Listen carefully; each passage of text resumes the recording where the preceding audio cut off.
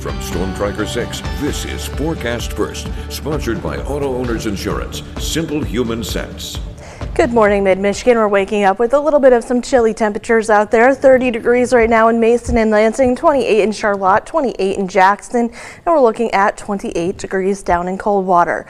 We're going to see those temperatures clearing out or warming up, and we're going to see clear skies as we have a high pressure system right overhead. 47 degrees by noontime with mostly sunny skies. That will continue throughout the rest of the day. All the full details coming up in just a little bit. 6 News This Morning starts right now. WLNS is here for you with 6 News This Morning. Good morning, Mid-Michigan. Thank you for waking up with us. It's Saturday, November 2nd. I'm Karina Prieto, and we're here for you now with this morning's top stories. In the final weekend of campaigning, Vice President Harris and former President Trump are putting it all on the line. The candidates were in Wisconsin Friday night hoping to secure votes. Bradley Blackburn has the latest.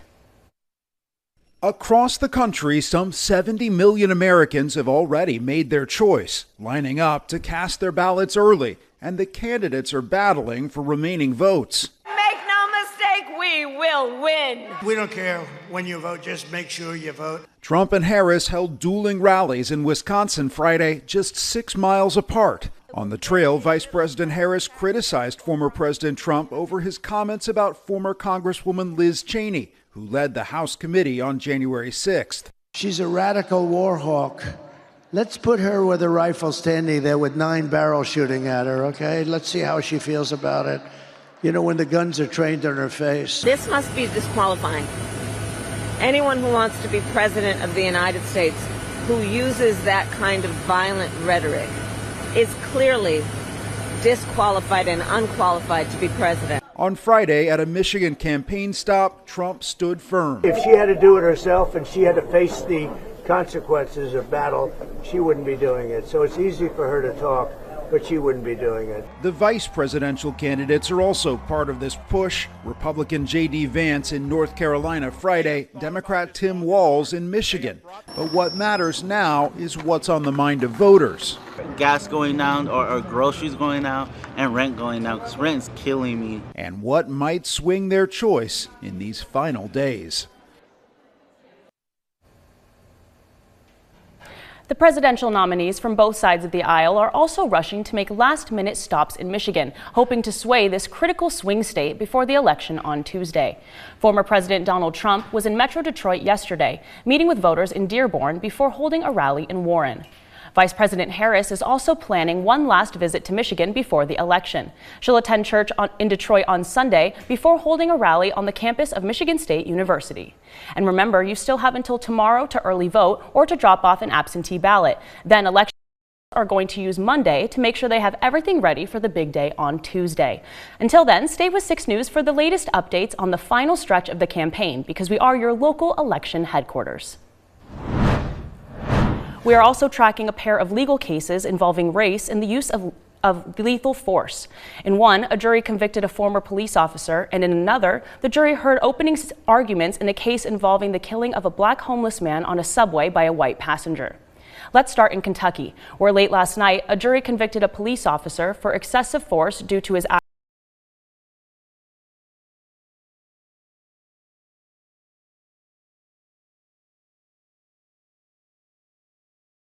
national debate that we are still reconciling with.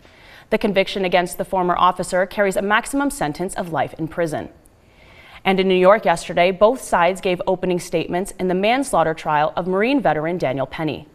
Penny killed a homeless man on the subway after feeling threatened during an outburst. Prosecutors say the man went too far in trying to neutralize someone he saw as a threat and not as a person.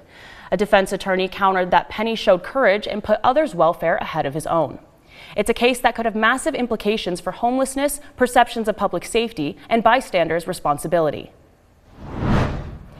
And the U.S. jobs market is receiving some mixed signals this month. In October, employers only added about 12,000 jobs, but there were some pretty big reasons why. Last month's hiring gain was down from the 223,000 jobs that were added in September.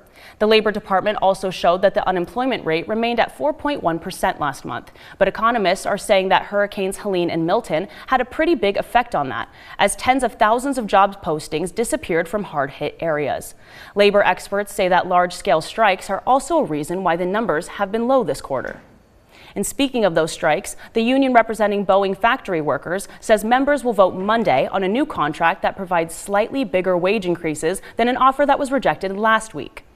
Over the next 4 years, wages are going to rise by 38%, and there will be more contributions to employee 401k plans. But the biggest sticking point is the lack of a pension plan for workers. That's something that most employees aren't going to be happy with until they get it, but it's also something the company says it doesn't want to give out. And you'll need to set your clocks back an hour tonight. It's all part of the daylight savings time, and it ends early Sunday morning when 2 a.m. turns back to 1 a.m. As a result, the Michigan Department of Transportation is urging drivers to be extra cautious during their commutes next week. Research shows that people walking are more at risk of serious injury crashes in the weeks after changing the clocks each year. The sun will set on mid-Michigan at around 5:30 p.m., which is rush hour, and drivers may not be used to watching for pedestrians. If you plan to walk or ride a bike around that time, make sure to wear bright-colored or reflective clothing to improve your visibility.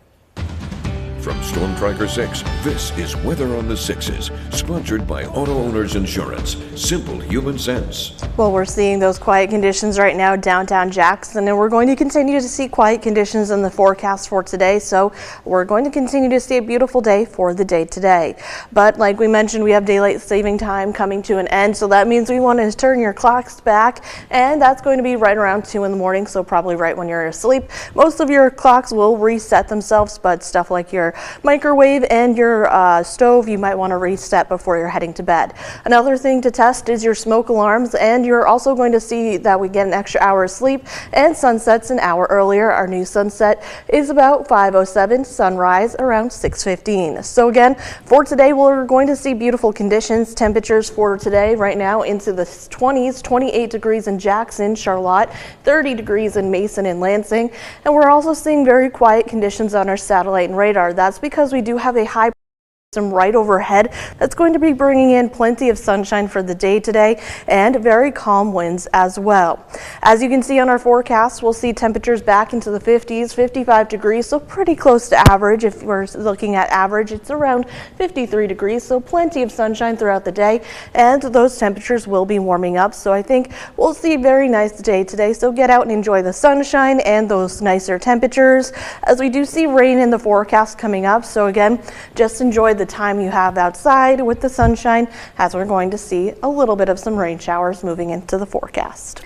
Right, and I'm happy that you gave me the warning last week about the foliage, because I have to say you were right, it's all pretty much gone, and yeah, it's so sad. Yeah, so we're looking at just kind of almost the stick season almost, and then eventually we'll see full sticks coming out in the next couple of weeks. All right, it's right around the corner. Thanks, Kelly.